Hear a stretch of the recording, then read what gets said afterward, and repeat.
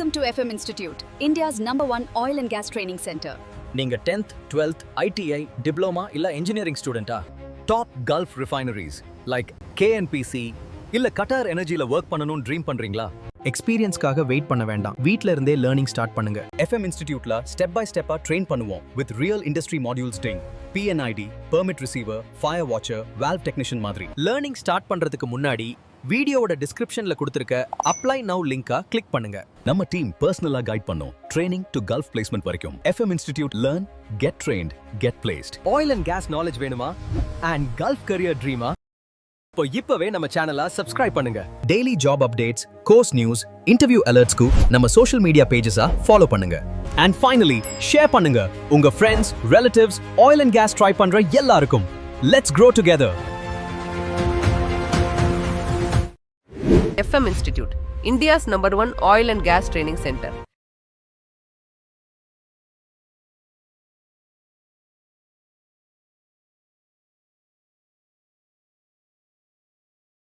வணக்கம்.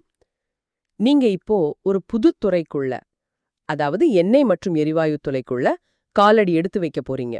ஒரு டிப்ளமோவோ இல்ல ITIயோ முடிச்சிட்டு ஒரு பெரிய ரிஃபைனரியிலையோ இல்ல ஒரு ப்ராஜெக்ட் சைட்லயோ வேலைக்கு சேர போறவங்களுக்கு சில விஷயங்கள் தெரிஞ்சுக்க வேண்டியது ரொம்ப முக்கியம். அதுல ஒண்ணுதான் நீங்க அடிக்கடி கேள்விப்பட போற ஒரு வார்த்தை, கன்ஃபைன்டு ஸ்பேஸ், அதாவது அடைப்பட்ட இடம்.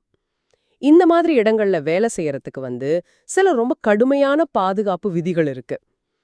இன்னைக்கு நம்ம அதை பத்தி தான் கொஞ்சம் ஆழமா பார்க்க போறோம். என்னென்ன விதிகள், யாருக்கு என்ன பொறுப்புன்னு எல்லாம். சரிதானே? ஆமா, கண்டிப்பா. இது சும்மா தியரி மாதிரி இல்ல.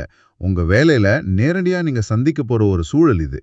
நம்ம இன்னைக்கு பார்க்க போற தலைப்பு confined space entry roles and responsibilities. அதாவது அடைப்பட்ட இடங்களில் நுழைதல், பொறுப்புகளும் கடமைகளும். இதுல இருக்கிற ஒவ்வொரு சின்ன விஷயமும் உங்க பாதுகாப்புக்கு ரொம்ப ரொம்ப அடிப்படை. வாங்க இத பத்தி விளக்கமா பேசலாம்.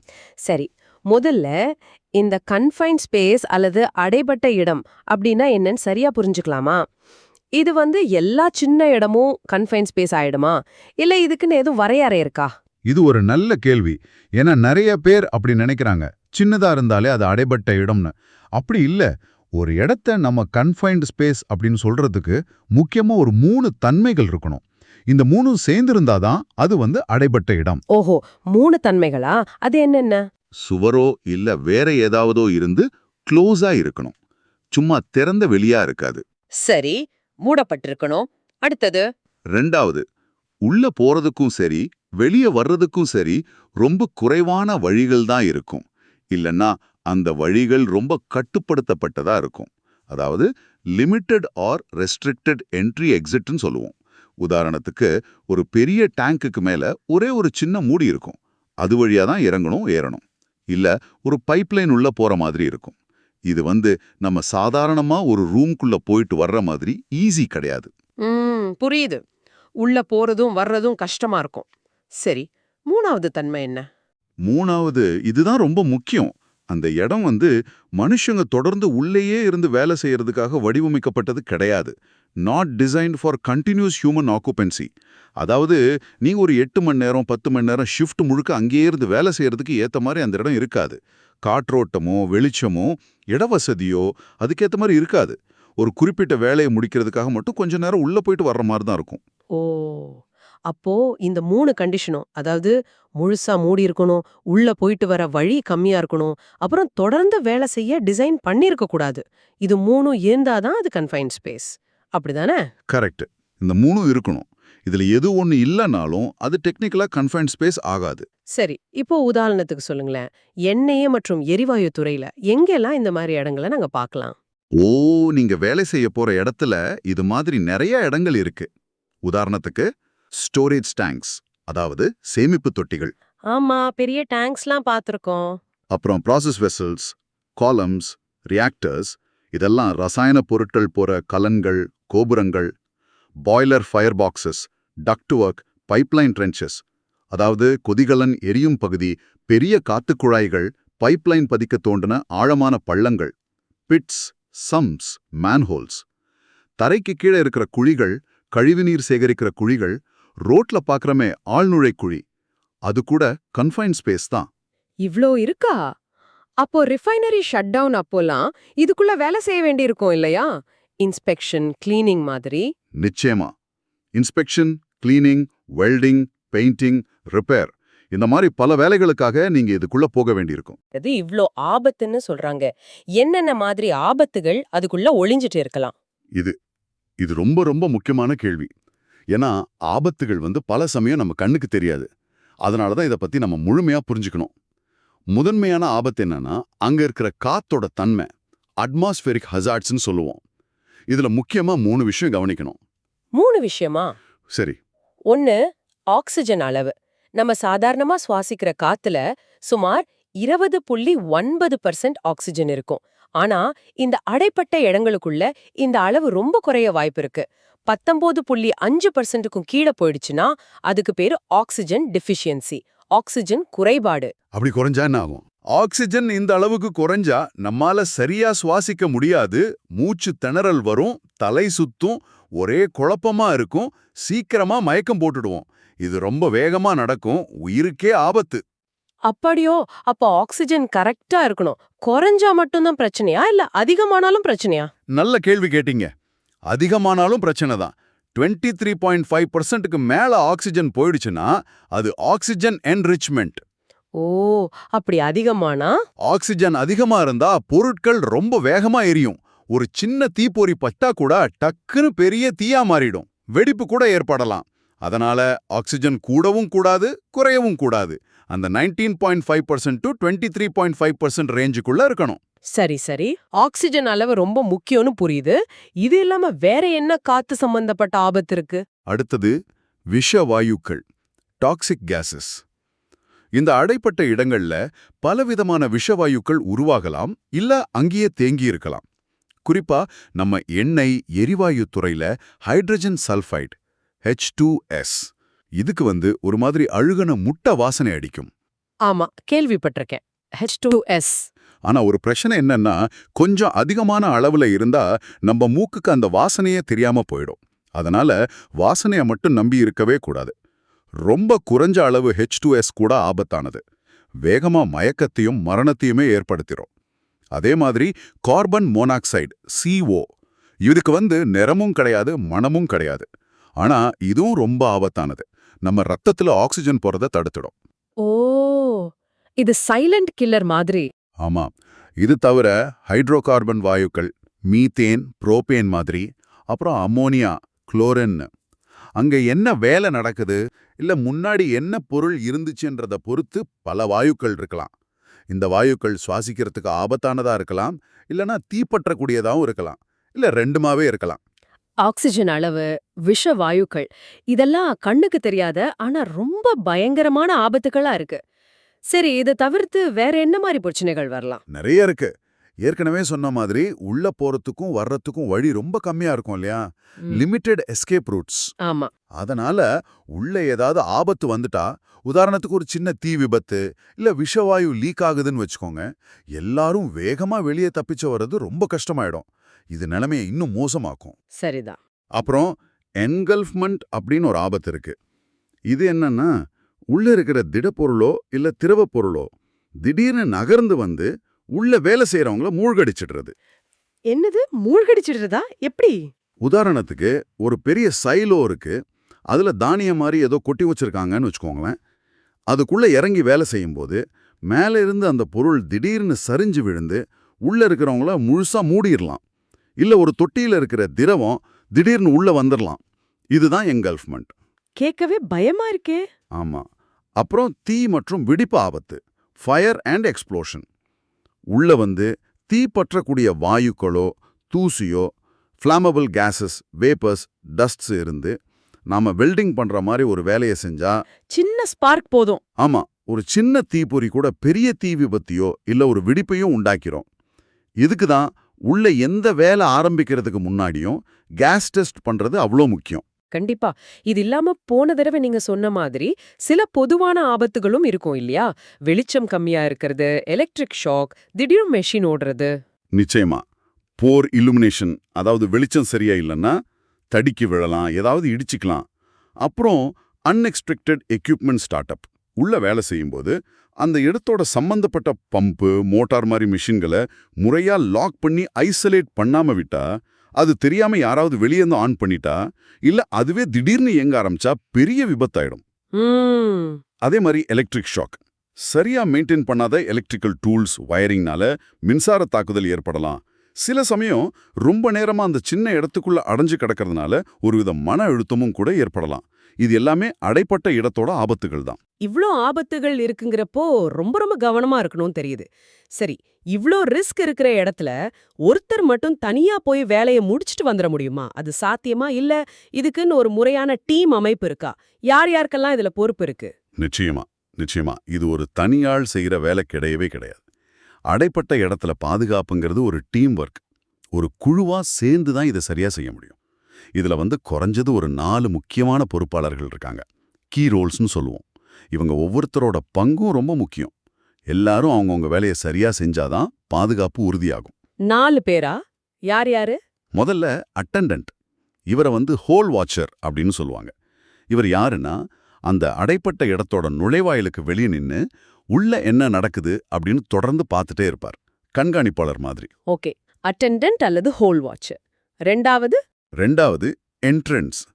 அதாவது யாரு அந்த அடைப்பட்ட இடத்துக்குள்ள அந்த கன்ஃபைன் ஸ்பேஸ்க்குள்ள வேலையை செய்யறதுக்காக உள்ள போறாங்களோ அவங்க தான் என்ட்ரன்ஸ். அது ஒருத்தரா இருக்கலாம், இல்ல 5 பேரா கூட இருக்கலாம். சரி, உள்ள போறவங்க என்ட்ரன்ஸ். மூணாவது என்ட்ரி சூப்பர்வைசர். சில சமயம் இவரை பெர்மிட் ரிசீவர்னு சொல்லுவாங்க. இவர்தான் அந்த வேலைக்கான பணி அனுமதி சீட்டை, அதாவது ஒர்க் பெர்மிட், குறிப்பா கன்ஃபைன் ஸ்பேஸ் என்ட்ரி பெர்மிட்டை வாங்கறதுக்கு பொறுப்பானவர். அது மட்டும் இல்லாம அந்த பெர்மிட்ல சொன்ன எல்லா பாதுகாப்பு நிபந்தனைகளும், கேஸ் டெஸ்ட் ரிசல்ட், ஐசோலேஷன் பண்ணியாச்சா, ரெஸ்கியூ பிளான் ரெடியா, இதெல்லாம் சரியா செஞ்சிருக்காங்களான்னு செக் பண்ணி எல்லா ஏற்பாடும் ஓகேன்னு உறுதி செஞ்ச பிறகுதான் வேலையை ஆரம்பிக்க அனுமதி கொடுப்பார். இவர் பொதுவா அந்த டீமோட சூப்பர்வைசரா இருப்பாரு. சரி, என்ட்ரி சூப்பர்வைசர். நாலாவதா யாரு? நாலாவது ரெஸ்கியூ டீம், மீட்பு குழு. இது ரொம்ப ரொம்ப முக்கியம். அடைபட்ட இடத்துக்குள்ள ஏதாவது அவசர நிலைமை, ஒரு எமர்ஜென்சி வந்துட்டா உள்ள இருக்கிற என்ட்ரன்ஸை பாதுகாப்பா வெளியே கொண்டு வர்றதுக்குன்னு தனியா பயிற்சி எடுத்து ஒரு டீம் ரெடியா இருக்கணும். இவங்க தேவையான எல்லா மீட்பு உபகரணங்களோட கயிறு, சுவாசக்கருவி, ஸ்ட்ரெச்சர், இந்த மாதிரி அந்த வேலை நடக்கிற இடத்துக்கு பக்கத்திலே தயார் நிலையில இருக்கணும். இவங்க தான் எமர்ஜென்சினா உள்ள போய் மீட்பு பணியில் ஈடுபடுவாங்க. ஓகே, அப்போ attendant, entrant, entry supervisor, rescue team, இந்த 4 பேரும் சேர்ந்து தான் ஒரு கன்ஃபைன்ட் ஸ்பேஸ் வேலைய பாதுகாப்பா செய்ய முடியும். இதுல நீங்க சொன்ன அந்த அட்டெண்டன்ட், அதாவது ஹோல் வாட்சர் இருக்காரே, அவரோட வேலை ரொம்ப முக்கியமா தெரியுது. ஏன்னா அவர் தானே வெளியே நின்னு பாத்துக்கிறார். அவரோட குறிப்பிட்ட பொறுப்புகள் என்னென்ன, அவர் என்ன செய்யணும், முக்கியமா எது செய்யவே கூடாது? நீங்க கேட்டது ரொம்ப சரி. அட்டெண்டன்ட்டோட பங்கு மிக மிக முக்கியமானது. சொல்லப்போனா உள்ள இருக்கிறவங்களோட உயிர் அவர் கையில இருக்குன்னு கூட சொல்லலாம். ஒரு சின்ன கவனக்குறைவு கூட பெரிய விபரீதத்தை உண்டாக்கலாம். அவரோட பொறுப்புகளை வரிசையா பார்ப்போம். முதலாவது, stay outside the confined space entry point at all times. அதாவது வேலை தொடங்கி அது முடிகிற வரைக்கும் எந்த காரணத்துக்காகவும் ஒரு செகண்ட் கூட அவர் அந்த நுழைவாயிலை விட்டு நகரவே கூடாது. எங்கேயும் போகக்கூடாதா? போகவே கூடாது. அவரோட முழு கவனமும் அந்த என்ட்ரி பாயிண்ட்லயும் உள்ள இருக்கிறவங்க மேலேயும் தான் இருக்கணும். அவர் உள்ள எட்டி பார்க்கலாமே தவிர உள்ள போக முயற்சி கூட பண்ணக்கூடாது. இது முதல் ரூல்.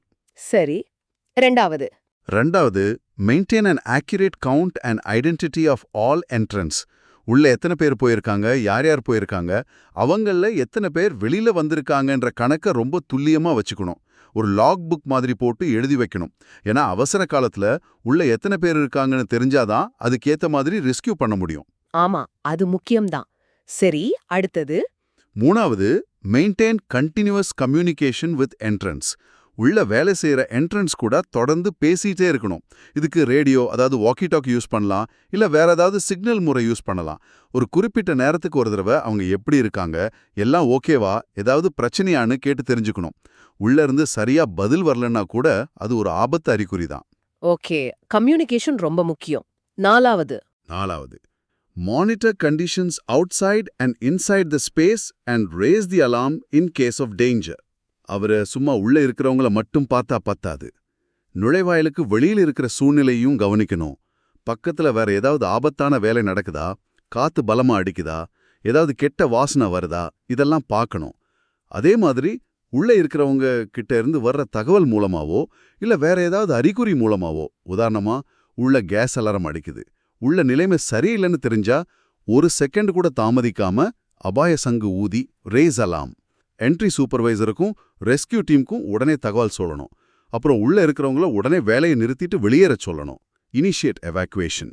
சரி, அலாரம் கொடுத்து தகவல் சொல்லணும். 5வது இது ஒரு கட்டளை மாதிரி, ரொம்ப ரொம்ப முக்கியம். Never enter the confined space themselves to perform a rescue. ஓ, இதுதான் நீங்க சொன்ன செய்யவே கூடாதுன்ற விஷயமா? இது எல்லா அட்டெண்டன்ட்டும் மனசுல ஆணி அடிச்ச மாதிரி பதிய வச்சுக்கணும். உள்ள இருக்கிற என்ட்ரண்ட்டுக்கு ஆபத்துன்னு தெரிஞ்சா கூட பதட்டத்திலையோ இல்ல வீரத்தை காட்டுறேன்னு நினைச்சோ ஒருபோதும் அட்டெண்டன்ட் உள்ள இறங்கி அவரை காப்பாத்த முயற்சி செய்யவே கூடாது. ஏன் அப்படி? ஏன்னா உள்ள என்ன ஆபத்து இருக்கோ அதே ஆபத்துல இவரும் சிக்கிக்கொள்ள வாய்ப்பு ரொம்ப அதிகம். Would be rescuer becomes another victimனு சொல்லுவாங்க. அது மட்டும் இல்லாம இவர் உள்ள போயிட்டா வெளியில இருந்து உதவிக்கு தகவல் சொல்றதுக்கும் வர்ற ரெஸ்கியூ டீமுக்கு வழிகாட்டவும் யாருமே இல்லாம போயிடும். நிலைமை இன்னும் மோசமாயிடும்.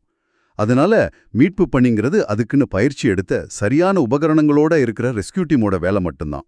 அட்டெண்டன்ட்டோட வேலை ஆபத்தை உணர்ந்து சரியான நேரத்துல சரியான ஆட்களுக்கு தகவல் கொடுக்கறது மட்டும்தான்.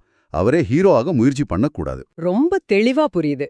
அட்டெண்டன்ட்டோட பொறுப்பு வெறும் கண்காணிப்பு மட்டும் இல்ல, அது ஒரு உயிர் காக்கும் பணி. அவர் ரொம்ப விழிப்புணர்வா இருக்கணும், தைரியமா செயல்படணும், ஆனா அதே சமயம் தனக்குன்னு இருக்கிற எல்லைய தாண்டக்கூடாது.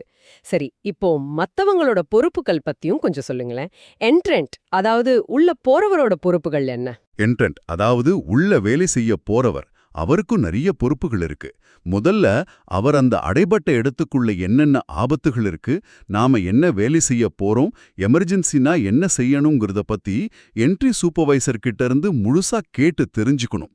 உள்ள போறதுக்கு முன்னாடி தனக்கு கொடுத்திருக்கிற பிபி, அதாவது personal protective equipment, helmet, shoe, gloves எல்லாம் சரியா இருக்கா, தேவைப்பட்டா சுவாச கருவி, பிரீதிங் அப்பாரட்டஸ், பிஎஸ் செட் கொடுத்திருந்தா அது சரியா வேலை செய்யுதான்னு அவரே ஒரு தடவை செக் பண்ணிக்கணும். உள்ள இருக்கும்போது அட்டெண்டன்ட் கூட தொடர்ந்து கம்யூனிகேஷன்ல இருக்கணும். தனக்கு உடம்பு சரியில்லை, தலை சுத்துது, இல்ல உள்ள ஏதோ கேஸ் வாசனை வருதுன்னு ஏதாவது அசௌகரியமோ ஆபத்தோ தெரிஞ்சா உடனே அட்டெண்டன்ட் கிட்ட சொல்லணும். அவர் சொல்றபடி செய்யணும். தேவைப்பட்டா உடனே வெளியேற தயாரா இருக்கணும். சூப்பர்வைசரோ இல்ல அட்டெண்டன்ட்டோ வெளியே வான்னு சொன்னா உடனே வந்துடணும். சரி, என்ட்ரண்ட்டுக்கு நிறைய பொறுப்பு இருக்கு. இப்போ என்ட்ரி சூப்பர்வைசர் இல்ல பெர்மிட் ரிசீவர்னு சொன்னீங்களே, அவரோட பங்கு எந்த அளவுக்கு முக்கியம்? என்ட்ரி சூப்பர்வைசரோட பங்கு மிக மிக முக்கியமானது. சொல்லப்போனா அந்த முழு வேலையோட பாதுகாப்புக்கும் அவர்தான் அக்கௌண்டபிள். அவர்தான் அந்த வேலையை பிளான் பண்றதுல இருந்து முடிகிற வரைக்கும் எல்லாத்தையும் பார்த்துக்கணும். வேலை ஆரம்பிக்கிறதுக்கு முன்னாடி அந்த இடத்த ஆய்வு செஞ்சு என்னென்ன ஆபத்துகள் இருக்குன்னு ரிஸ்க் அசஸ்மெண்ட் பண்ணணும். தேவையான பாதுகாப்பு நடவடிக்கைகள், ஐசோலேஷன், வென்டிலேஷன், கேஸ் டெஸ்டிங் இதெல்லாம் சரியா செஞ்சிருக்கான்னு உறுதி செய்யணும். சரியான ஆட்கள், அதாவது பயிற்சி எடுத்த என்ட்ரன்ஸ், அட்டெண்டன்ட், ரெஸ்கியூ டீம் இவங்கெல்லாம் இருக்காங்களா, அவங்களுக்கு தேவையான உபகரணங்கள்லாம் சரியா இருக்கான்னு பார்க்கணும். அப்புறம்தான் அந்த கன்ஃபைன்ட் ஸ்பேஸ் என்ட்ரி பெர்மிட்ல கையெழுத்து போட்டு வேலையை ஆரம்பிக்க அனுமதிக்கணும். வேலை நடக்கும்போதும் அவர் அப்பப்போ மேற்பார்வை செய்யணும். வேலை பாதுகாப்பா முடிஞ்சதும் பெர்மிட்டை க்ளோஸ் பண்ணணும். ஒரு வேலை பாதுகாப்பா நடக்கிறதுக்கு இவரோட திட்டமிடலும் மேற்பார்வையும் தான் அடித்தளம். ஓகே, கடைசியா அந்த ரெஸ்கியூ டீம் அவங்க தயார் நிலையில இருக்கணும்னு சொன்னீங்க. அவங்க ஏன் அவ்வளோ முக்கியம்? ரெஸ்கியூ டீம் இல்லாம நாம கன்ஃபைன்ட் ஸ்பேஸ் என்ட்ரியை நினைச்சு கூட பார்க்க முடியாது. ஏன்னா நாம எவ்வளோதான் பாதுகாப்பு ஏற்பாடுகள் செஞ்சாலும் சில சமயம் எதிர்பாராத விதமா ஏதாவது நடந்துடலாம். அப்படி ஒரு அவசர நிலைமை ஏற்பட்டா உள்ள மாட்டிக்கிட்டவங்களை எவ்வளோ சீக்கிரம் முடியுமோ அவ்வளோ சீக்கிரம், அதுவும் பாதுகாப்பா மீட்கணும். இதுக்கு சாதாரண ஆளால முடியாது. சிறப்பு பயிற்சியும் அதுக்கு ஏத்த உபகரணங்களும் கண்டிப்பா தேவை. ரெஸ்கியூ டீம்ல இருக்கிறவங்க எப்படி பாதுகாப்பா உள்ள போறது, எப்படி பாதிக்கப்பட்டவரை அணுகிறது, எப்படி முதல் உதவி கொடுக்கறது, எப்படி வேளமா அவங்கள வெளியே கொண்டு வரதுன்னு எல்லாத்துக்கும் பயிற்சி எடுத்திருப்பாங்க. அவங்க அந்த இடத்துக்கு பக்கத்திலேயே எல்லா உபகரணங்களோட தயாரா இருக்கிறது ஒருவேளை ஆபத்து ஏற்பட்டா அந்த கோல்டன் டைம்னு சொல்லுவாங்களே, அந்த விலைமதிப்பற்ற நேரத்தை மிச்சப்படுத்தி உயிரை காப்பாற்ற நிச்சயம் உதவும். அதனால ரெஸ்கியூ டீம் பக்கத்துல தயாரா இருக்காங்களான்னு உறுதி செய்யறது என்ட்ரி பெர்மிட்டோட ஒரு முக்கியமான அம்சம். அருமை. இப்ப இந்த கன்ஃபைன்ட் ஸ்பேஸ் சேஃப்டி என்ற முழு சிஸ்டமும் எப்படி வேலை செய்யுதுன்னு ஒரு தெளிவான படம் கிடைக்குது. அடைபட்ட இடம்னா என்ன, அதுல என்னென்ன ஆபத்துகள் இருக்கு, அப்புறம் அங்க பாதுகாப்பா வேலை செய்யணும்னா attendant, entrant, entry supervisor, rescue team, இவங்க எல்லாரோட ஒருங்கிணைந்த செயல்பாடு எவ்ளோ முக்கியம், குறிப்பா அந்த அட்டெண்டன்ட்டோட கடமைகள் என்னென்னு ரொம்ப விளக்கமா புரிஞ்சுக்கிட்டோம். ஆமா, சுருக்கமா ஒரு தடவை பார்த்துட்டா கன்ஃபைன்ட் ஸ்பேஸ்ங்கிறது ஒரு வரையறுக்கப்பட்ட நுழைவு வெளியேறும் வழிகளைக் கொண்ட, தொடர்ந்து உள்ளேயே இருந்து வேலை செய்ய வடிவமைக்கப்படாத பலவிதமான உயிராபத்துகள், ஆக்சிஜன் பிரச்சனை, விஷவாயு, தீ, வெடிப்பு, engulfment, current shock, machine start up, இப்படி பல ஆபத்துகள் நிறைந்த ஒரு பகுதி. இங்க பாதுகாப்புங்கிறது தனியாள் பொறுப்பு இல்ல, இது ஒரு கூட்டு பொறுப்பு. பர்மிட் டு ஒர்க் சிஸ்டமை கண்டிப்பா ஃபாலோ பண்ணணும், கேஸ் டெஸ்ட் முடிவுகளை சரியா புரிஞ்சுக்கணும், சரியான பிபிஇ போடணும், அட்டெண்டன்ட் வெளியே நின்னு கவனிக்கணும், என்ட்ரண்ட் உள்ள கவனமா இருக்கணும், சூப்பர்வைசர் எல்லாத்தையும் உறுதி செய்யணும், ரெஸ்கியூ டீம் தயாரா இருக்கணும். இந்த விதிகள்ல ஒன்ன மீறினா கூட விளைவுகள் ரொம்ப மோசமா இருக்கும். இந்த அடிப்படை புரிதலும் உங்க பாதுகாப்பு மேல உங்களுக்கு இருக்கிற அக்கறையும் தான் நீங்க இந்த துறையில வெற்றிகரமா அதே சமயம் பாதுகாப்பா பயணிக்க உதவும். நிச்சயமா. இங்க நாம பேசின விஷயங்கள் நீங்க வேலைக்கு சேரும்போது உங்களுக்கு ஒரு நல்ல அடித்தளமா இருக்கும்னு நம்புறோம். பாதுகாப்பு விதிகளை தெரிஞ்சுக்கிறது மட்டும் பத்தாதுங்க, அத ஒவ்வொரு நாளும் செய்யற ஒவ்வொரு சின்ன வேலையிலயும் ஞாபகம் வச்சு கடைபிடிக்கிறது தான் ரொம்ப முக்கியம். உங்க பாதுகாப்பு உங்க கையில. இறுதியா உங்க சிந்தனைக்கு ஒரு கேள்வி. நாம இப்போ நிறைய பாதுகாப்பு விதிகள், நடைமுறைகள் பத்தி பேசணும், சரிதான்? ஆனா சில நேரங்கள்ல வேலையை சீக்கிரம் முடிக்கணும்னு ஒரு அழுத்தம் வரும், மேலதிகாரிகிட்ட இருந்தோ இல்ல நேரமின்மையாலோ. அப்படி ஒரு சூழ்நிலை வரும்போது, சரி இந்த ஒரு தடவை இந்த ரூலை கொஞ்சம் தளர்த்திக்கலாம், இந்த சின்ன ஷார்ட்கட் எடுத்தா என்ன அப்படின்னு ஒரு சின்ன எண்ணம் மனசுல வரலாம் இல்லையா? அப்படி ஒரு சூழ்நிலை வந்தா ஒரு பாதுகாப்பு விதிமுறையை மீறுவதால் ஏற்படக்கூடிய உண்மையான நிஜமான விளைவுகள் என்னவா இருக்கும்னு நீங்க நினைக்கிறீங்க? சும்மா யோசிச்சு பாருங்க. பாதுகாப்புக்கு ஷார்ட்கட் கிடையாது, எப்பவும் பாதுகாப்பு தான் முதல் முன்னுரிமை. நன்றி.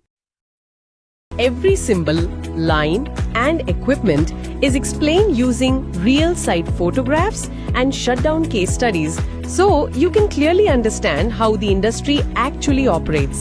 Descriptionல இருக்கிற ஃபார்மை ஃபில் பண்ணுங்க. நம்ம FM Institute டீம் உங்க complete learning journey-க்கு step-by-step guidance provide பண்ணுவாங்க. All the course materials and lessons are available on a FM Institute app. So form fill பண்ணிட்டு app download பண்ணுங்க, உங்க learning journey-யை இன்னைக்கே ஸ்டார்ட் பண்ணுங்க.